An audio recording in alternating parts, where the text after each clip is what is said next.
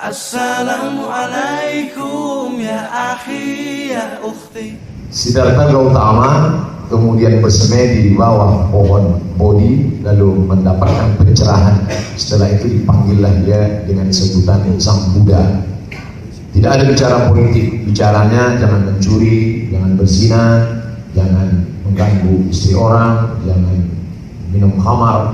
Oleh sebab itu kata seorang ulama di Al-Azhar, boleh jadi dia adalah nabi yang tidak diceritakan Allah dalam Al-Quran. Lalu pengikutnya itu disiksa sampai pada akhirnya gara-gara tidak bicara politik, pengikut Buddha disiksa beratus tahun sampai akhirnya ada seorang raja yang memeluk agama Buddha. Raja itu bernama Asoka. Tidak, Soka menderita, Asoka tidak menderita. Itulah akhirnya naik derajat martabat orang Buddha karena ada raja yang melindunginya jauh sebelum Isa alaihissalam. Lalu kemudian zaman berganti, musim berubah, datang seorang bernama Isa, bahasa Yahudinya Iswa. Lalu orang Greek Yunani selalu merubah ujung itu menjadi us, maka disebutlah dengan Yesus. Yang lebih tepatnya adalah Isa, Iswa, Yesus. Karena Markus, Matius merubah nama-nama itu menjadi ujungnya us. Saya ini kalau di Yunani Somadus. Dia juga tidak ada bicara politik. Dia hanya bicara kalau dikempelin pipi kananmu, berikanlah pipi kirimu. Kalau ditarik bajumu, berikanlah mantelmu. Akhirnya pengikut Isa itu menjadi santapan singa selama 300 tahun lamanya karena tidak punya politik. Sampai akhirnya ada seorang raja yang mengikut ajaran itu, lalu kemudian pengikut ini menjadi terhormat. 300 tahun mereka menjadi santapan singa, gladiator. Dan kemudian raja itulah yang menyelamatkan, bernama Kaisar Konstantin, yang menjadikan kota bernama Konstantinopel. Itu juga yang terjadi pada pengikut Musa alaihissalam. Karena Musa tidak merebut kekuasaan Fir'aun, dia justru membawa Bani Israel yang jumlahnya 600.000 orang menyeberang Laut Merah, lalu kemudian ke Palestina, dan tidak sampai ke Palestina karena Musa meninggal di tengah jalan, dikuburkan di dataran Sinai. Perjalanan itu dilanjutkan oleh murid Musa bernama Yusha bin Nun, dalam literatur barat disebut dengan Joshua. Artinya dia tidak menyentuh politik. Itulah agaknya mengapa Michael H. Hart dalam bukunya 100 Ranking Most Influential Person in History, 100 tokoh paling berpengaruh di dunia, tidak menempatkan Yesus nomor 1, tidak menempatkan Buddha nomor 1, tidak menempatkan The Moses nomor 1, tapi ditempatkan yang nomor 1 Muhammad Sallallahu Alaihi Wasallam. Kenapa?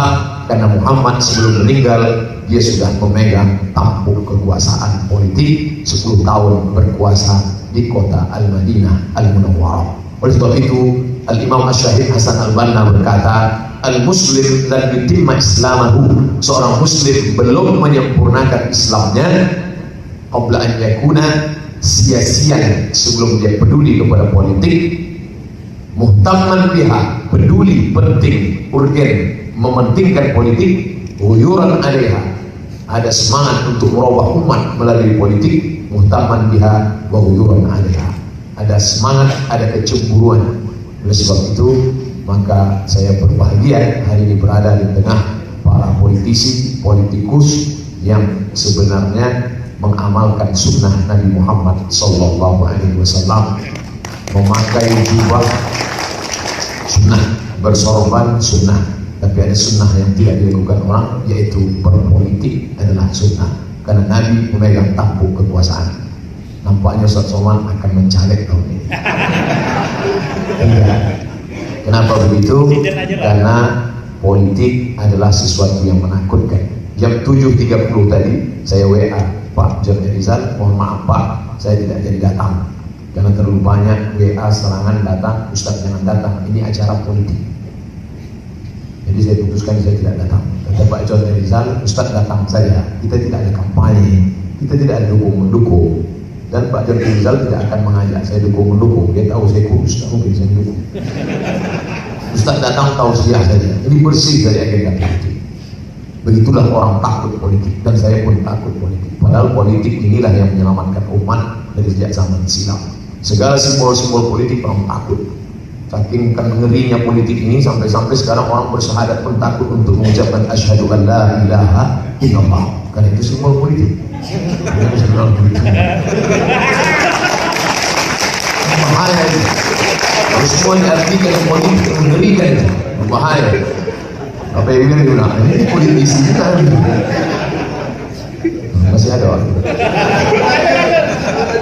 Oleh sebab itu saya di kampus kita bagi-bagi tugasnya. Buya Hamka tidak mengejek Muhammad Nasir dan Nasir tidak mengejek Hamka. Nasir, silakan engkau berjuang politik lewat Masyumi. Buya Hamka mengajar tafsir di Masjid Al-Azhar, Blok M, Kebayoran.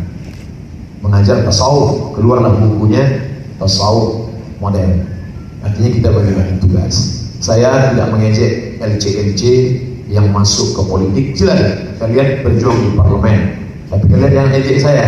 Saya dari masjid ke masjid, surau ke surau, tetap masuk ke suku Taramama, suku Akib, suku Sakai. Itu domain saya. Karena Umar bin Khattab dia ke politik, tapi anaknya Abdullah bin Umar bin Khattab ketika ingin dilantik dia bilang, darah politik ayahku tidak menurun ke diriku, biarlah aku mengajarkan hadis saja.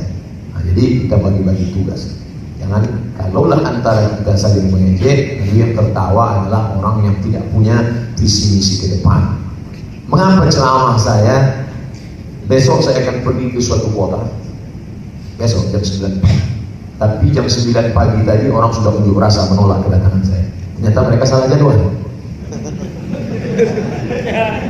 Kenapa Ustadz ditolak? Karena saya selalu berkata, ini pemimpin yang peduli Islam, Anda siap-siap dipimpin politikus yang melecehkan agama Islam.